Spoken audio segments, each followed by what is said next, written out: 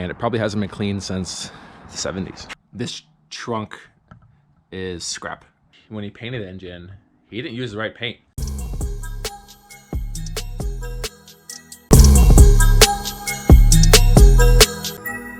So you might notice a difference in here. It is way lighter. I can thank my dad for that. He came over last week and put in like a lot of new lights, probably 8 lights. Ceiling mounted across the whole roof of the garage. Now it's very well lit. I've been dealing with having probably 2 functioning lights in this garage for like a couple years. So it was pretty dark at night working in here, so I had to use my headlamp. But yeah, super grateful to my dad for coming over and installing all of these. He had them left over from jobs. He's a contractor, so yeah, super cool. He was able to do that last week. Really happy about that. I also got some stuff in the mail.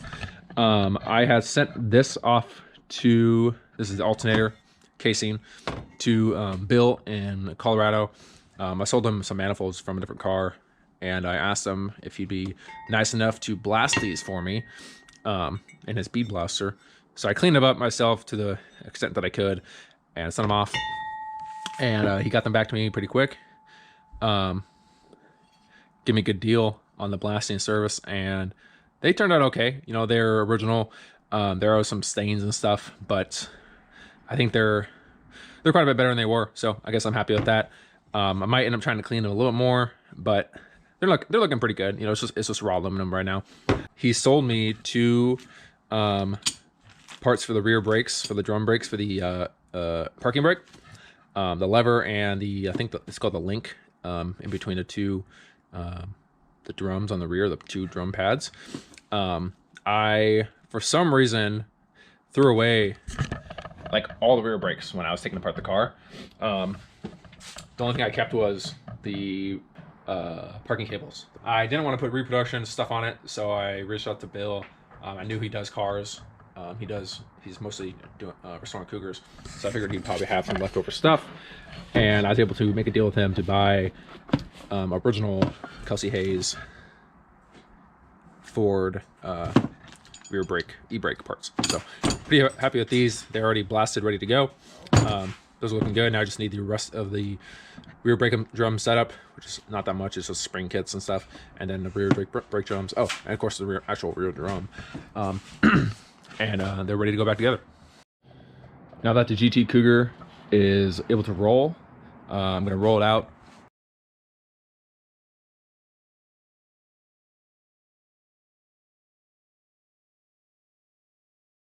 Here's how it looks. Hasn't been in the sun for probably about 3 years at this point. For those of you who recently started following me, you've probably never seen the car in the sun, and here it is. Obviously the car is very dirty. I haven't cleaned it once since I got in the car, and it probably hasn't been cleaned since the 70s. So I got a new box of parts here. Got this order in yesterday. Pretty impressive, actually. I ordered NPD parts Thursday sometime, I think like midday, and I got everything yesterday, Saturday. So it took literally 2 days to get all the parts I needed. So I have this box here, lots of stuff in here. Brake parts, radiator parts, fuel lines, clamps, carburetor stuff. Kind of like I was kind of going for a parts order that would allow me to get the car running. I'm still not there yet.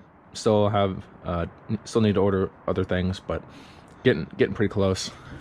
Brake pads, I decided to go with Hawk pads rather than like your basic ones. Performance Street disc brake pads. So figured quite a bit more money, but brakes are very important. So yeah, radiator hoses, fuel line, all that kind of stuff. And in that box right there is a brand new gas tank. Gas tank to come out of the car was very, very rough, not even savable. So I have a tank here, Spectra Premium. I think I got the one with the drain plug. Got that for NPD as well. And yeah, lots to do now. Pretty cool, pretty exciting.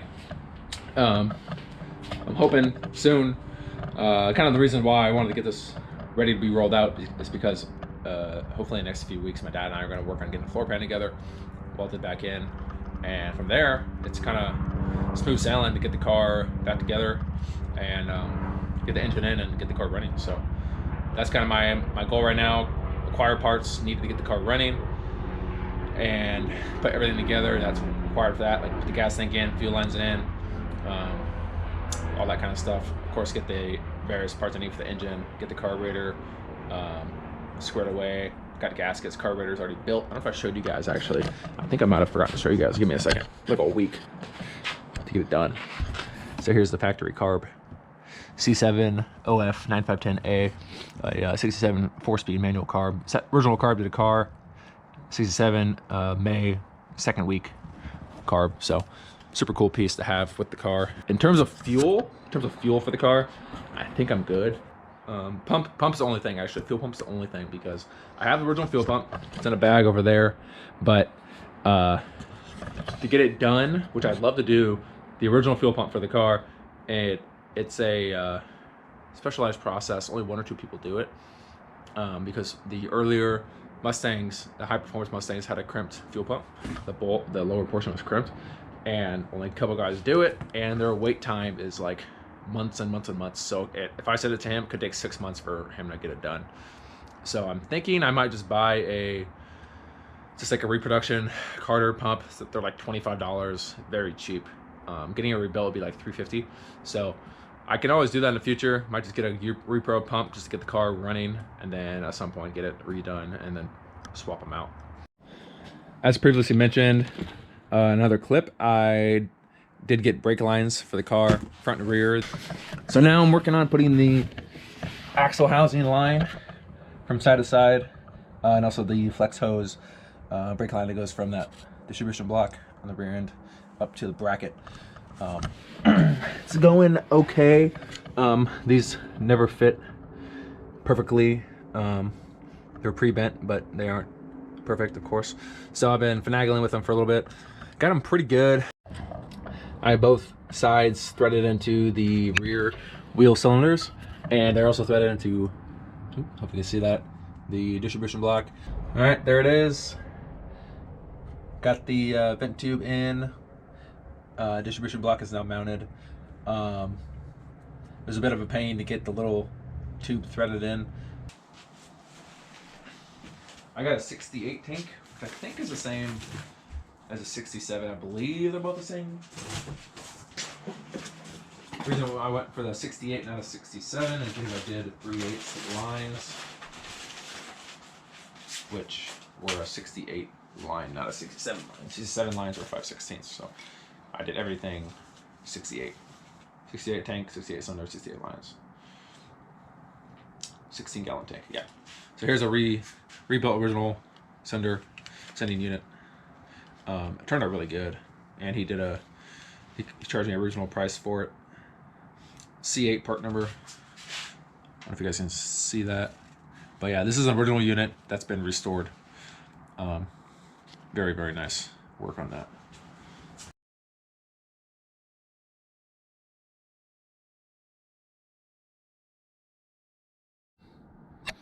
Quick shot of the trunk and where the filler hole would go, or filler hole is.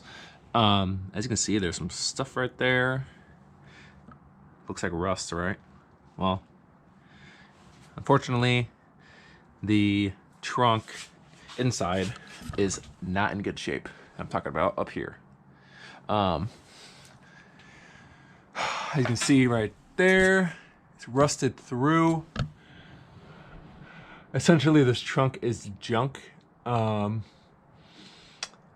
Yeah, this is typically when you repair something like this, it's too far gone. It's not really worth it. You just get a new trunk lid. You can say that side is gone as well. I am gonna do what I can to try to clean this up. Am I gonna cut out a bunch of metal? No, but there's also like rat nests inside this portion, which is probably why it rusted so bad. Maybe rats were in there and they were peeing in there. I don't really know, but that's kind of my assumption. So I'm going to end up removing the lock mechanism back here, trying to clean out the inside of that.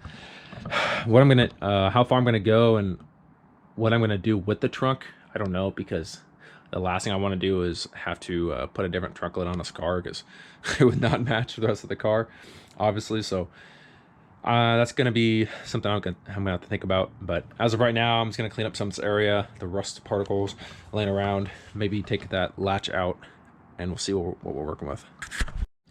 I think I changed my mind on taking the trunk latch out. I'm having a pretty hard time getting to one of the nuts. And kind of the reason I was going to do that anyway was simply just to clean out all the stuff that's in there. And I was able to clean out most of it. There's still quite a bit of stuff on this edge and up through here on this side of the latch. So I'm going to blow some of it out and hopefully I can get the inside of this at least relatively clean. Not going to be perfect, but it's better than it was. So here's the trunk. As of my little cleaning on it, it's this trunk is honestly just piece of crap. Like, it's not savable. This trunk is scrap, but it is original paint.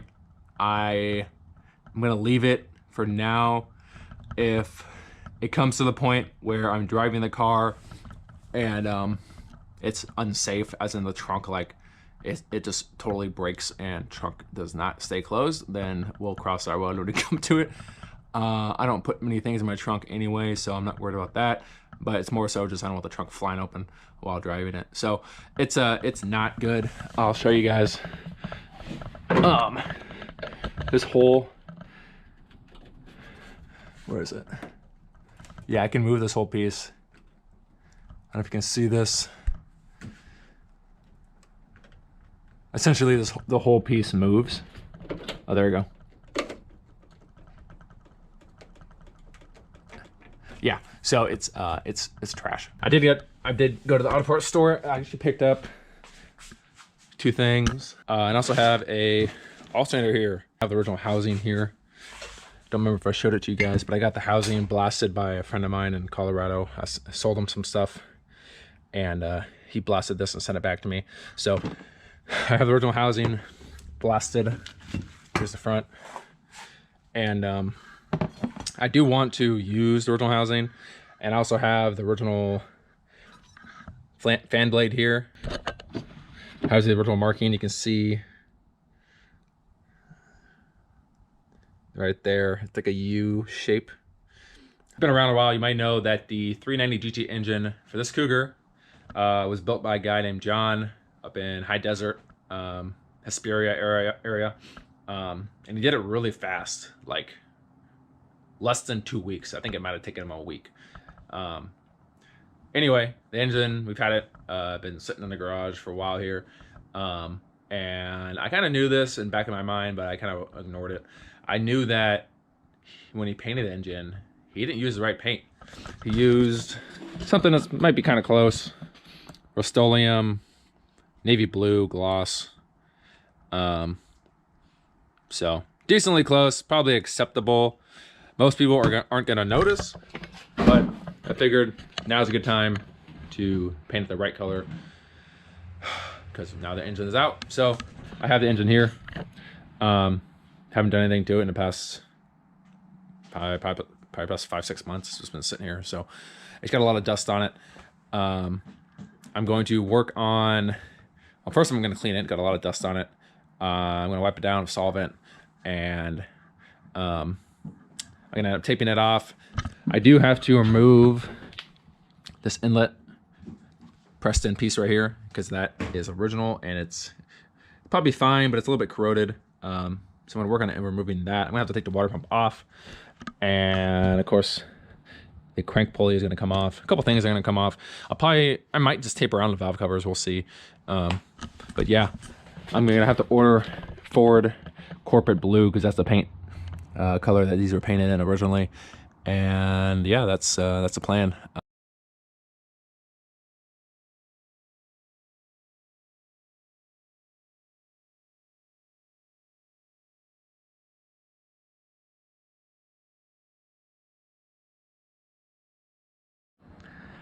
I wiped, well, first of all, before I started filming, I blew it off with compressed air, got all the loose dust off.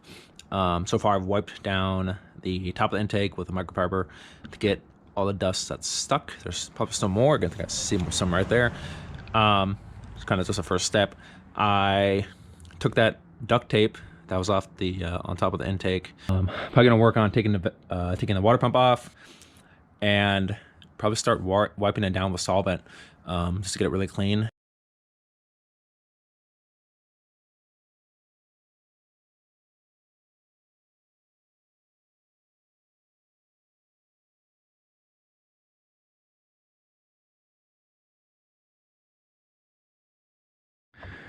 Quick look at the heads. I forget exactly what brand these are, but they are rebuilt original rocker arms.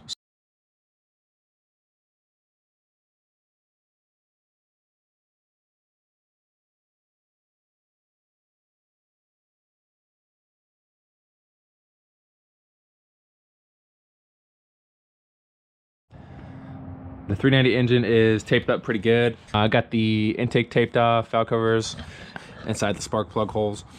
And other than that, I didn't do that much.